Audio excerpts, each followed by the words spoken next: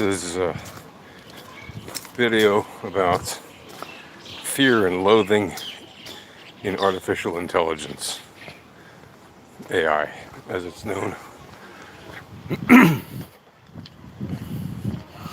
So,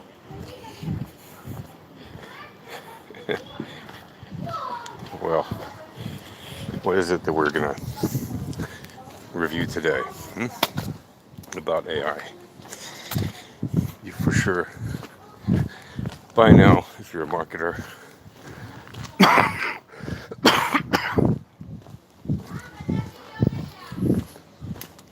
pardon my cough, by now you for sure heard all of the wonderful latest buzz in the past year or so about things like ChatGPT, Google Bard, Bing's AI,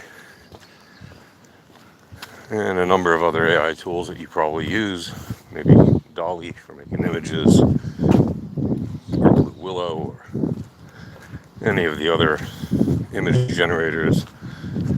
Maybe you've used some of the variants of video AI that let you take an image and animate it. And if you've seen the latest in AI that's being developed for video from images, you've seen that there's a bunch of tech coming out that lets you just put even a simple photo, and the AI tools will develop a 3D environment, or at least a very wide panoramic environment,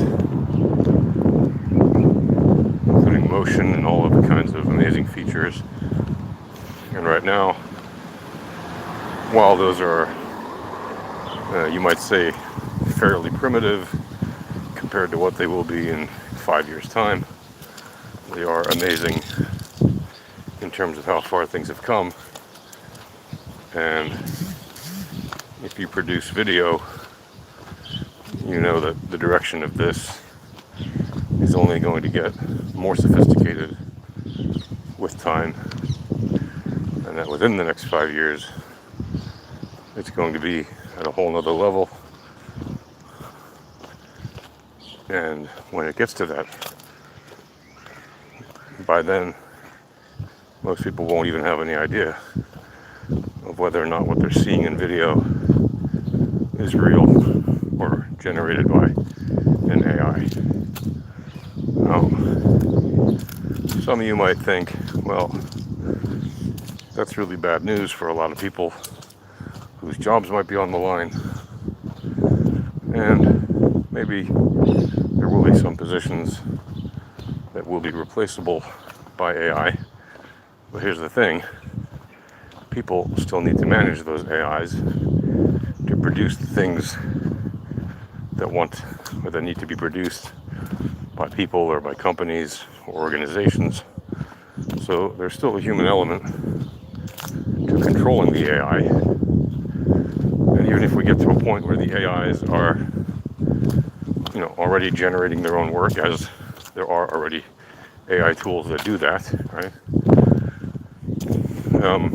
You still need a human being to do things like QA, right? To make sure that the quality is assured, to make sure that there's no bugs that are avoidable before you publish or before you produce and get your works to market. Others will say, forget the actual job problems, because AI is probably going to create more jobs than it's going to destroy. And I would say that that's probably true. Just like with every piece of technology, right? The horse and buggy, when that industry was threatened by automotive, everybody thought, oh no, all the people selling horse and buggies are going to be out of work. Well, many of them switched to selling cars and motorcycles, and they weren't out of work.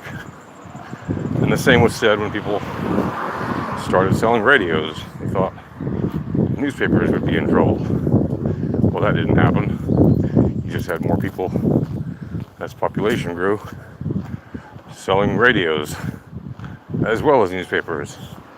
And when television hit, the same fear exploded with the fear that TV would replace radio and newspapers and magazines. Well, that didn't happen either. You still had more people selling newspapers and selling radio ads and radios and selling more televisions, right? And as the internet came along, there was a non-ending fear that the internet would cause the demise of television and newspapers, magazines and radio. And again, those things have not happened. Has there been consolidation? Sure, there's been consolidation across a wide variety of industries, and not because of the internet, but because society, humanity, develops and changes over time. And when it does,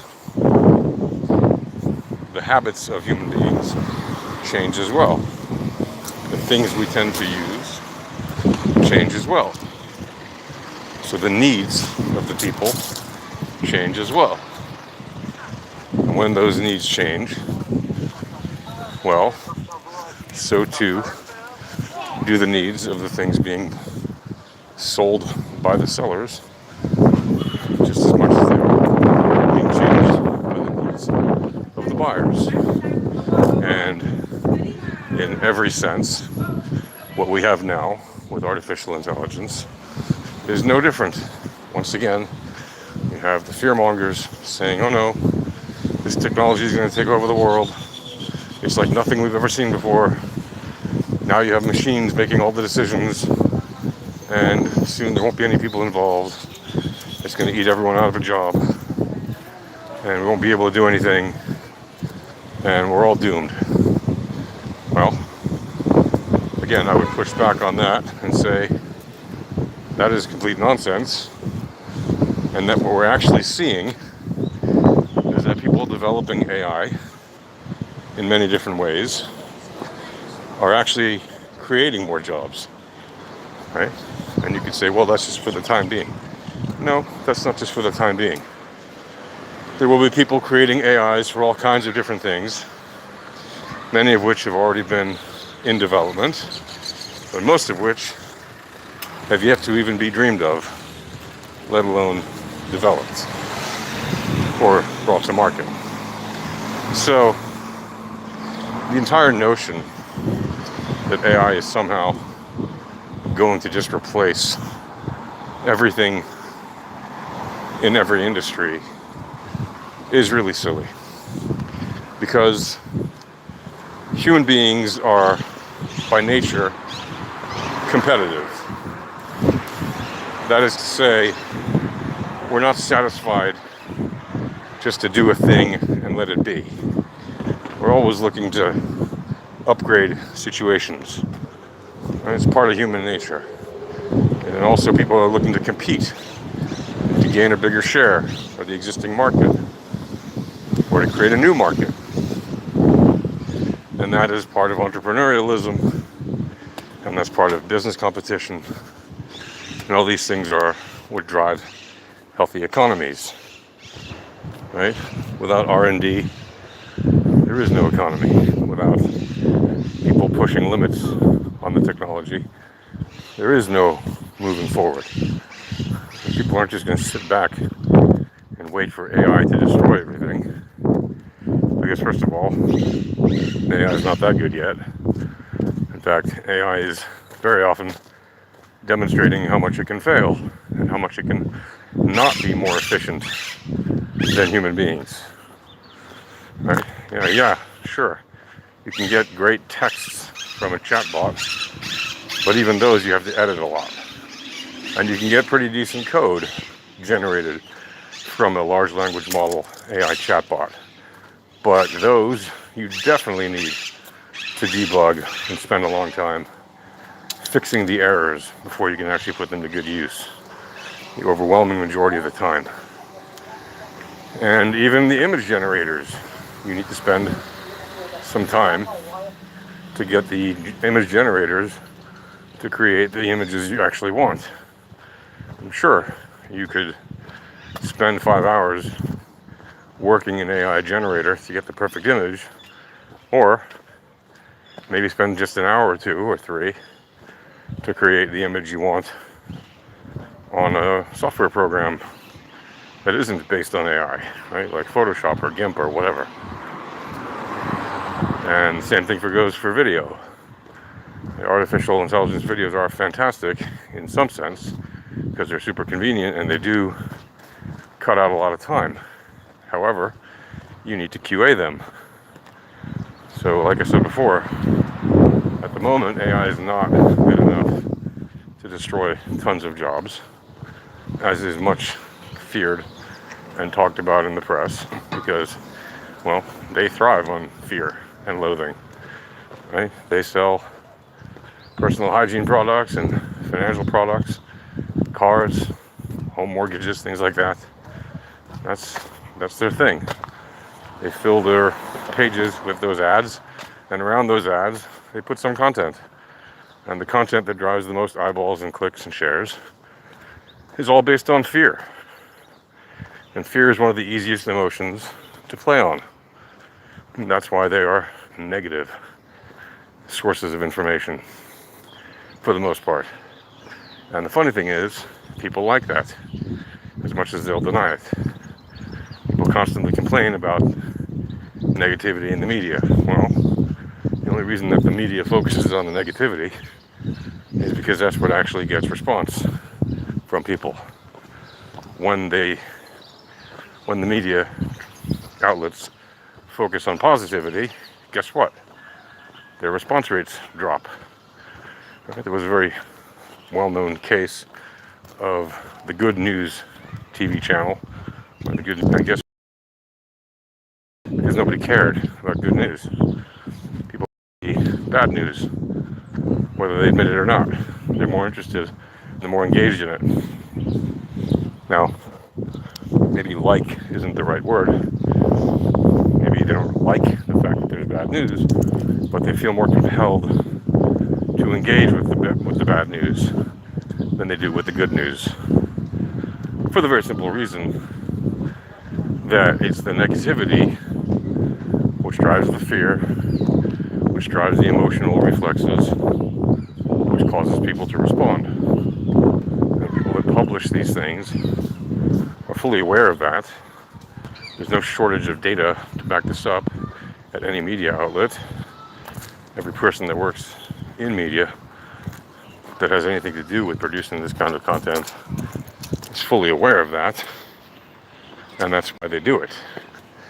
And there's nothing particularly wrong with that, in the sense of they're just doing what the numbers are saying people actually engage with, and they're in the business of creating engagement for the purpose of converting that engagement into ad dollars, right? The more impressions they make, the more clicks they get, the more sales they make, all that translates into revenue for their content, for their media organization, right? So that's one aspect of why AI is not going to be destroying all of the human elements of content creation soon.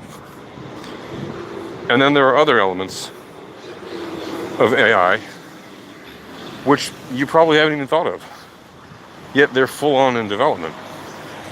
And many of them are wonderful, positive, incredibly useful devices. And what am I speaking about? Well, for example, there are loads and loads of AI hardware devices.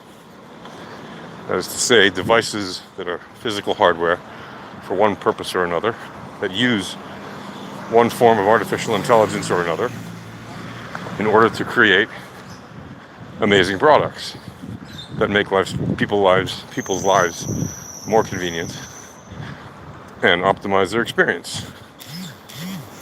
And one of those examples is a company that I'm working with that makes a device that helps people with physical disorders, muscle pains, chronic back pains, headaches, all kinds of things.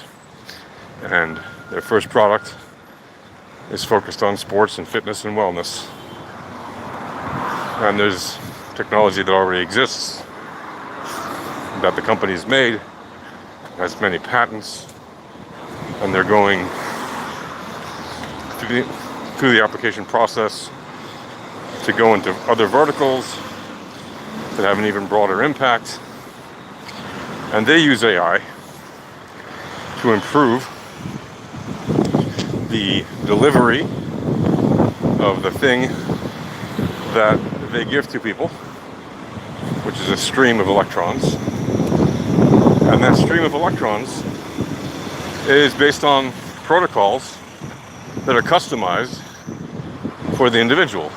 So, you might have lower back pains, and your friend might have lower back pains, and if the two of you were to use this device, you would find that if you actually look at the underlying guts of the technology and what it's actually delivering to each of you, it's actually delivering a customized stream that's personalized and keeps on being optimized with every instance of use.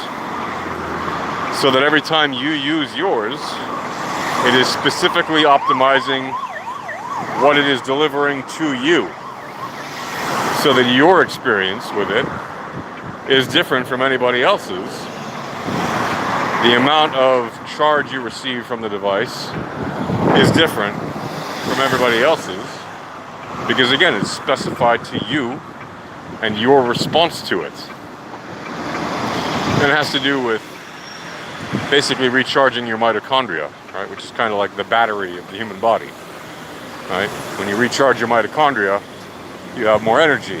When you have more energy, your body is also able, generally, to heal better from various disorders, namely musculoskeletal disorders and inflammatory disorders, or systemic disorders. And in those cases, AI is used as a tool to help the human condition for that particular product. And there are a large number of such products being developed on the market today. So I hate to break it to you, if you're one of the fearmongers, or you're one of the people that just fears new things, but it's not the case that every new thing is bad, right? And you need to get that thought contained and kept in perspective and in reality. And you have to remember that most of the things being developed in the world of AI are being developed, at least nominally, to improve the state of humanity, to make life more convenient, to make experiences better, to improve how people benefit from using these new technologies, which can practically be in many aspects of life.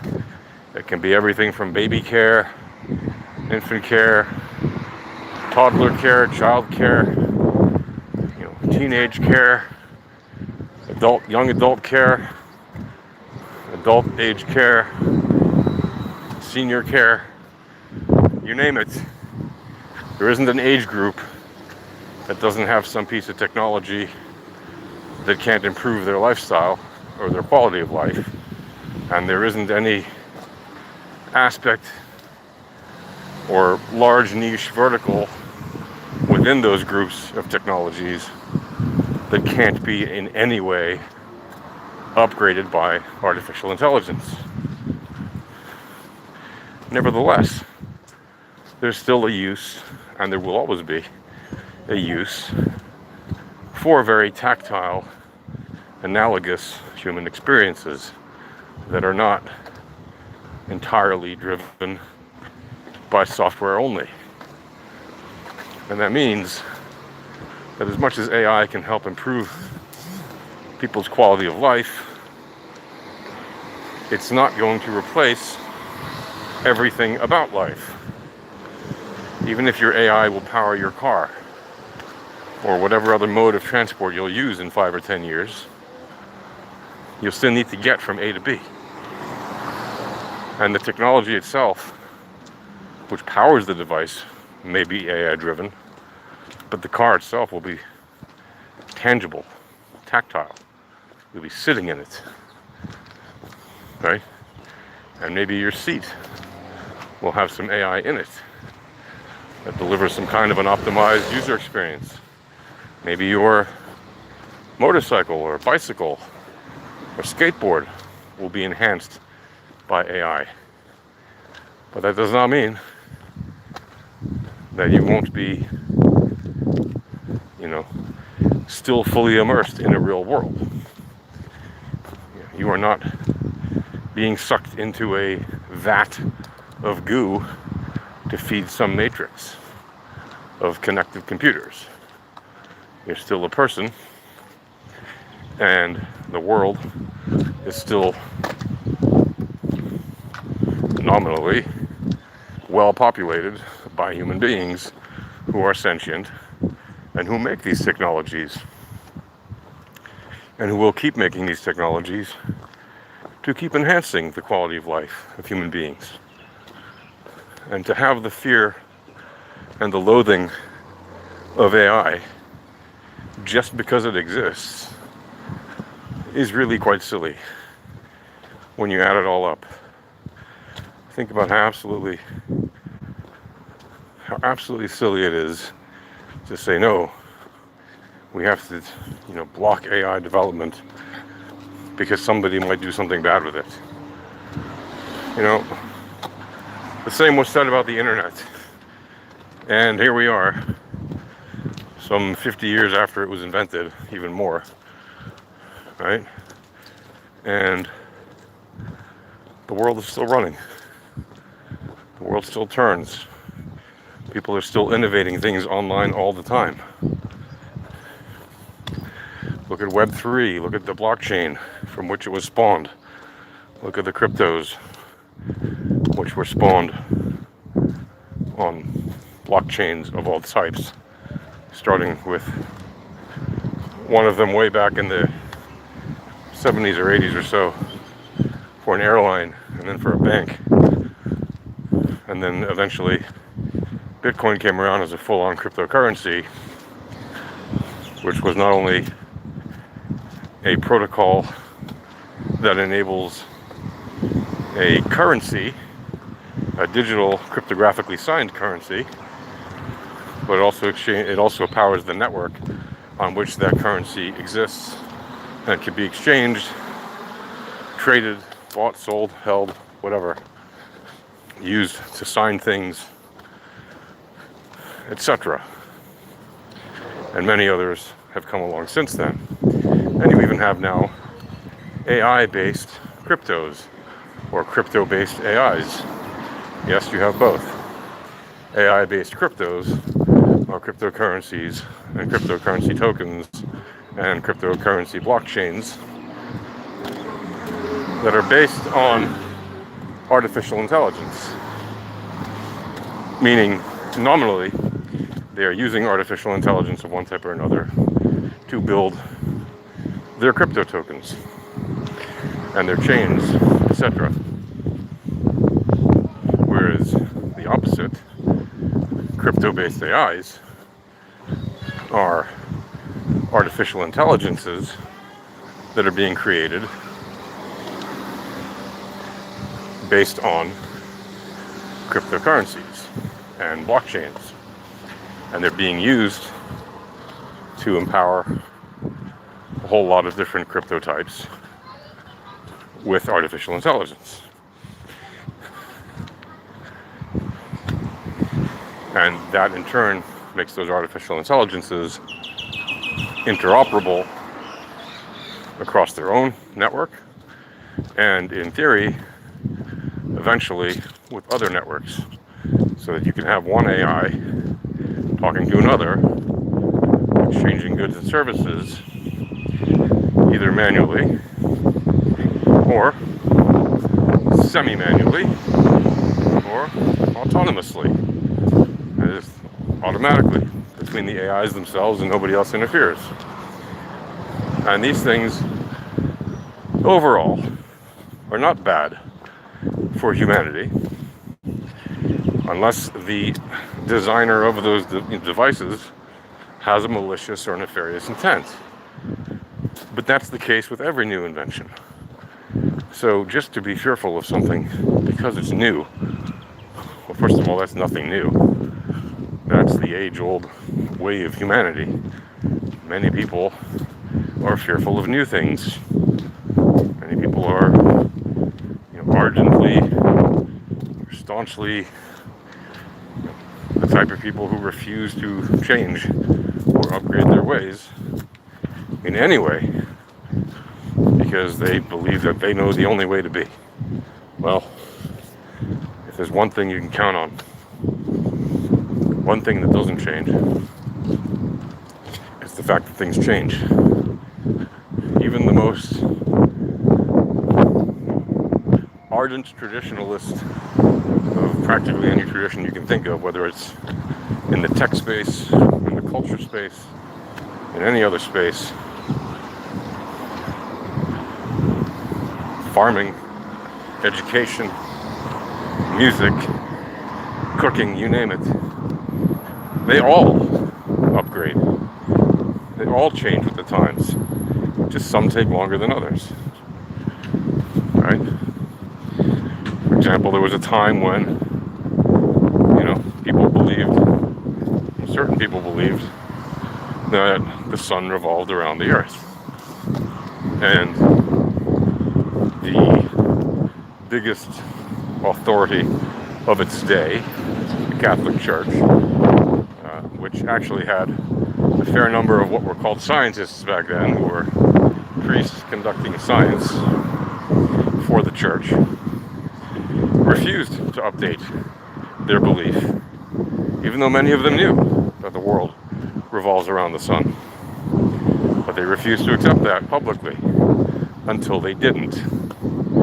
And that's not to pick on the church, it's just to say that even staunchly, or traditional institutions that have their ways apparently set in stone, they're not so set in stone. And even stone weathers down and changes. And even carvings on stone eventually will fade away. It may take a longer time than a piece of paper exposed to sunlight, but eventually, even the hardest walls in time will crumble. And that's a good thing, in a sense, because it means that we make room for the new. And we have to do that if we intend to keep evolving or upgrading ourselves as human beings. And if you intend to survive as a species, we need to be able to consistently grow in what we know and how we operate. If we want to keep doing things like extending the quality of life, extending the length of life, etc., it's to our advantage to not fear and loathe the new technologies, but rather to embrace them and lean into them and forge ahead with them, as opposed to try to move along against them. Anyway, that's just a little something, some thoughts I wanted to share with you today, so that you realize AI is not the devil. It's not the anti-everything. It's not out to destroy everything. It's just another technology which will be used by people for the most part for the benefit of humanity and for sure for the benefit of companies, just as every other technology that's ever come around has been used and developed. And sure, while there will be some nefarious users and some dangerous uses, the fact is the overwhelming majority will be positive. Okay, that's it for now. See you.